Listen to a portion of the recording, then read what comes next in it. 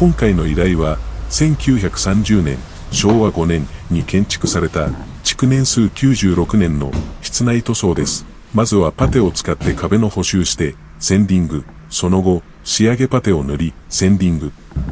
マスキングテープで窓を養生してから、天井と壁を塗装して、最後に窓枠とドアを塗装します。この物件は、ニュージーランド北島に位置するワイカト地方の田舎町にあり、見渡す限りの緑豊かな牧草地、雄大な川、そして世界的に有名な観光スポットが集まる非常に魅力的なエリアにあり、酪農農業地帯なので、都市部を少し離れてドライブするだけで、羊や牛がのんびりと草を組む、絵に描いたような牧歌的な風景を堪能できます。この地方の見どころは、ニュージーランドを代表する自然の驚異の一つ。ワイトモ洞窟は、洞窟内をボートで進むと、天井一面に土ボタルが青白い光を放ち、まるで地下の星空のような幻想的な光景が広がります。アクティブ派には、タイヤのチューブに乗って地底の川を下るブラックウォーターラフティングもおすすめです。また、映画、ロード・オブ・ザ・リングやホビットシリーズの撮影で実際に使われたセットが、そのままの姿で保存されているホビトンムービーセットは、またまたにあり、緑のなだらかな丘に点在するホビットの丸いドアや、グリーンドラゴン邸など、ファンタジー映画の世界にどっぷりと浸ることができる大人気のスポットです。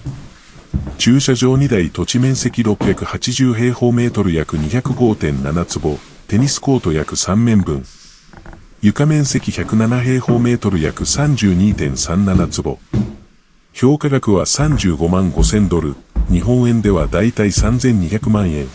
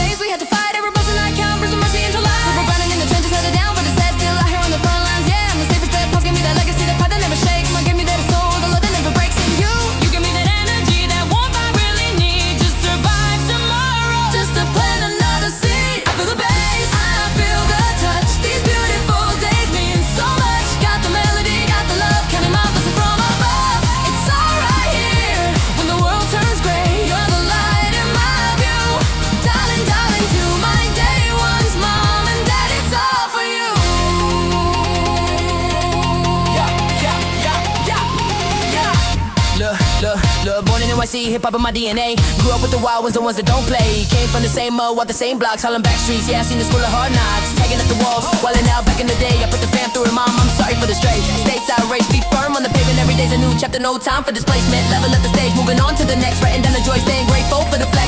Kept 100 with the ones who really know me. Representing the era I chose with the show me. Turning all that pressure into diamonds, let them glow. Pouring out my heart, letting all the feelings flow. Never flinching. vibe of the scene.